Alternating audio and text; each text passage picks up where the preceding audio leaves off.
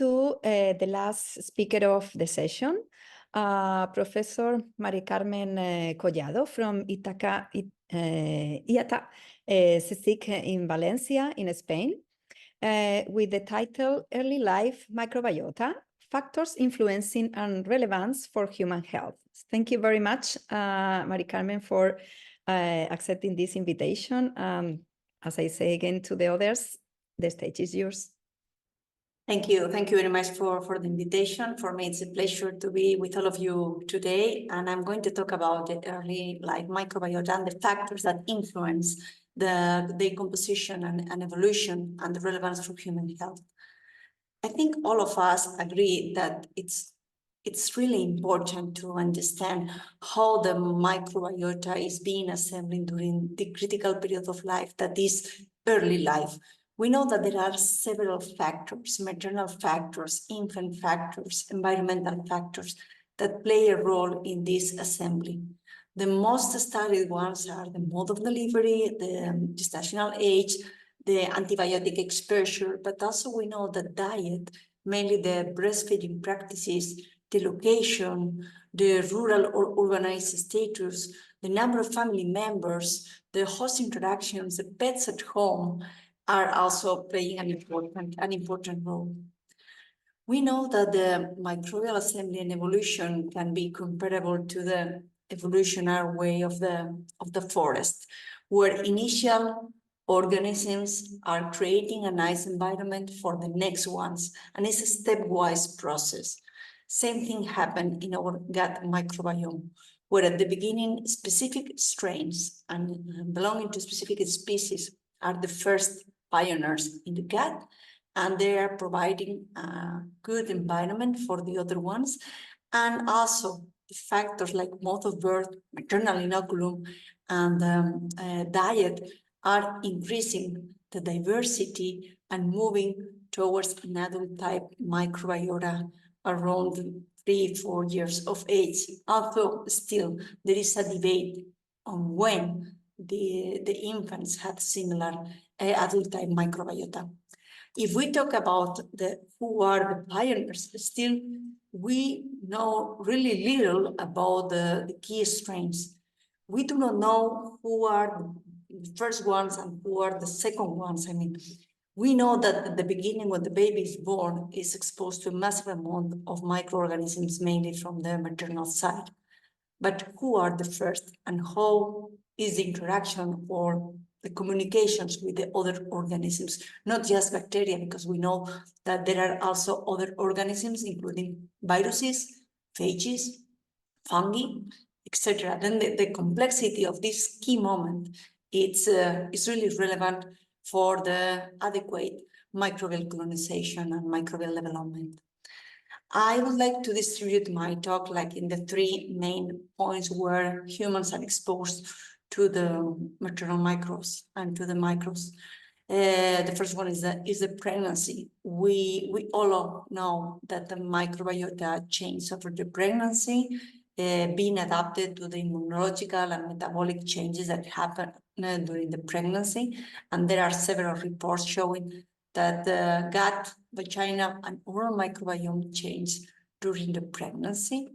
We also know that maternal diet and nutritional status are influencing the woman microbiome, but also we know that this microbiota diet interaction would affect as well the development of the offsprings. This study published in Science showed that maternal microbiota during pregnancy influences the metabolic phenotype in the mice, and how diet specific, the fiber intake, was able to modulate the microbiota to produce specific microbial metabolites, and how these were able to link and to interact with the specific receptors. We know that this is important, but still the data available in humans are quite limited. The diet is really important and is one of the main areas we are working with, because this interest about which nutrients are being used by the bacteria and what they are producing, short-chain fatty acids, vitamins, and even neurotransmitters and other compounds, are key for human health, and they have special targets in humans. For example, they are energy source short chain fatty acids. Also, they can modulate the metabolism modulation. Vitamins are really important, and neurotransmitter for this gut-brain interaction. To try to understand this, we ran a birth cohort in Spain, in my location. It's not so big, but we had the possibility to have this follow-up until 6 years of life. We collect samples from moms, from babies, in different sites, and also breast milk during the breastfeeding practices. And we found that maternal microbiota at birth were modulated by maternal diet. We find 2 different clusters that were associated with specific microbes and specific diet. But the most interesting thing is that also we found that these nutrients were associated with the maternal permeability. We test sonulin in the fecal supernatants of the maternal feces, and we found that mothers who were eating high quantity of fat, mainly saturated fat, and lower carbohydrates, had higher maternal permeability. This also was reflected on the neonate. We studied the immunological profile of the cord blood of the babies, and we also stratify according to the maternal diet microbiome clusters. And we found that the women who were eating high quantity of vegetable protein and fiber, we found that the immunoglobulin profile was higher and the cytokine profile also was distinct compared to the women who were eating more animal protein and more saturated fats, in brief, more processed food. But this also was reflected in the microbiota of the baby. We collect the first pass sample of the neonate and also the first week, and we found the specific associations between the maternal diet components and the microbiota of the babies. And still, when we compare the maternal permeability clusters, we also found that babies born from women with high permeability scores, the kids had an adult type microbiota. If you remember this forest evolution that we were talking about at the beginning of my talk, to find big trees early is not good. And different epidemiological studies have been associated that adult type microbiota would be associated with high risk of non-communicable diseases, including obesity, allergy, and immune-related problems. Then something is there. And also we were trying to link with some health outcome in our cohort. And we checked that infants with this high from women with high maternal permeability and with this adult type microbiota growing faster and had a higher BMI and weight for length CITA scores at 18 months of life. Now we have the data of 6 years of life, and we are trying to check what happened early life compared to 6 years. Now we are going to move to the infant microbiota, on which are the factors, and we know that birth and lactation are the most important ones. Be born by C-section, it's really critical in terms of the maternal microbiota transfer. And if we consider that in most of the countries, C-sections are exposed to antibiotics, it's really a big problem. Then we know that babies born by C-section have this lack of maternal microbiota and less quantity of bacteria because of the antibiotic treatment. We also study, as the team of Professor Gloria Dominguez-Bello, the environment of birth. We found that babies born at home had higher microbial diversity compared to the infants born at hospital. This can be explained maybe by the hygienic conditions and the drugs and antibiotic pressure of the hospital compared to home. We also check in our team the prematurity. We also check the geographical location. We compare the microbiota of babies born in Spain, but also in Finland, in Argentina, in South Africa and China, and we found big differences in terms of diversity and composition. We also were trying to move a little bit far away, not just make description of the data. We collect the supernatants, and using in vitro test with cell culture models, we expose the supernatants with the culture cells, and we found specific associations. For example, the microbiota of C-section were able to stimulate to reduce the intestinal maturation and to reduce epithelial barrier function, and we found differences that were associated with high risk of disease. We were also not focused on the gut. We also found that the mode of birth and breastfeeding practices influence the oral microbiota development of the babies. These are the studies that we found, that all these factors are affecting not just gut, but also oral microbiota. And something that is new is that the strains matter. I mean, the strains that mother transfer to the babies are important. This is one of the first studies using metagenomic shotgun approaches, where they study the specific strains strains shared between moms and babies. They found that maternal gut strains were more persistent in the infant gut because they are better ecologically adapted. And also we wanted to do the same in our cohort. And in this study, we found that microbiota changed according to the age, that this is something interesting.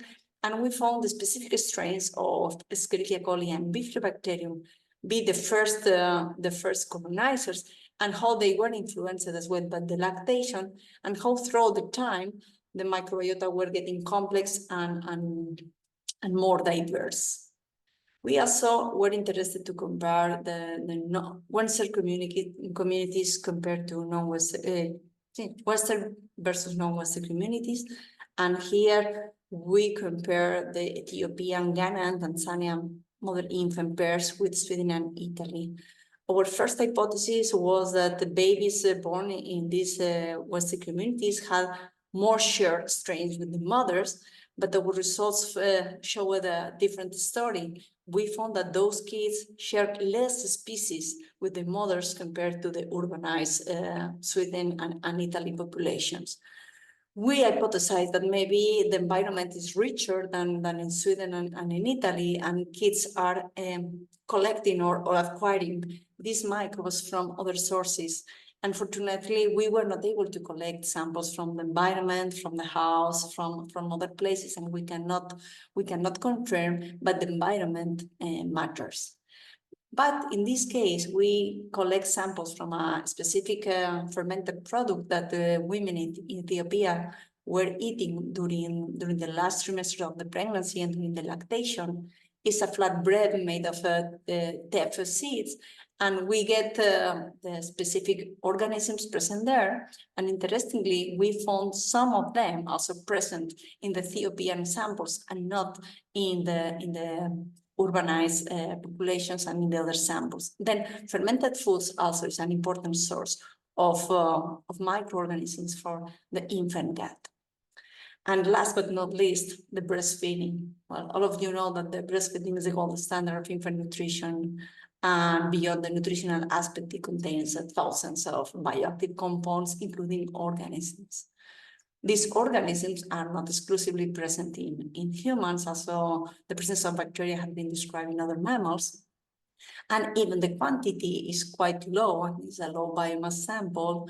If we consider that the baby is consuming around 800 milliliters, 1 liter of milk every day, the breast milk is a constant source of organisms for the infant gut. And the potential properties or functions are the same ones that have been reported for the gut microbiota. Among these microbes present in human milk, the most abundant genus belongs to Staphylococcus and Streptococcus, but also other organisms like lactic acid bacteria, Bifidobacterium, and also gram-negative like Escherichia coli or Ralstonia are present in the human milk. And among the factors that may influence composition are the same that have been described for the gut microbiota. Obesity or maternal nutritional status, mode of birth or mode of delivery because of the antibiotic exposure, geographical location. If we understand geographical location like a distinct place, but it's true that we couldn't identify the main contributor. We don't know if it's the genetic background, if it's the food, the climate, still many things are needed in this area, gestational age, etc. As we were interested in diet, of course, we found that the breast milk microbiota was influenced by diet. We found, remember these two clusters, we found that moms who were eating more vegetable protein and fiber had more bifidobacterium in their milk, but also we found that HMO profile and lipid profile were also influenced by the maternal diet. Then maybe maternal diet would be an interesting tool to modulate the composition of the milk. There are also other organisms like yeast, phages, archaea, and viruses in the human milk. Then the composition is more complex than we think. And if we would like to combine with other bioactive compounds like immune markers, protein peptides, the complexity it's really amazing, and still data is needed. To finalize, the next question would be, can we use the maternal microbiota to be modulated? I mean, we can modulate this transfer of microbes from moms to babies. And if yes, how? Using dietary interventions, dietary counseling, biotics family, prebiotics, symbiotics, etc. Or maybe use other interventions like the vaginal seeding, fecal microbiota transfer. Still many possibilities in the field, and we need bigger studies, clinical trials, and longitudinal follow-ups. Then to take home messages, nutrition impacts in the cycle of life, overall starting before baby is born and continue during the infant feeding. Maternal diet influence the microbiota and also the breast milk composition with effects in infant health. And maternal microbiota is recognized as the main determinant of the child health, providing specific signals to guide immune system development and maturation. I would like to thank all my collaborators, funding agencies, and friends, and of course, all of you to listen to me. Thank you very much.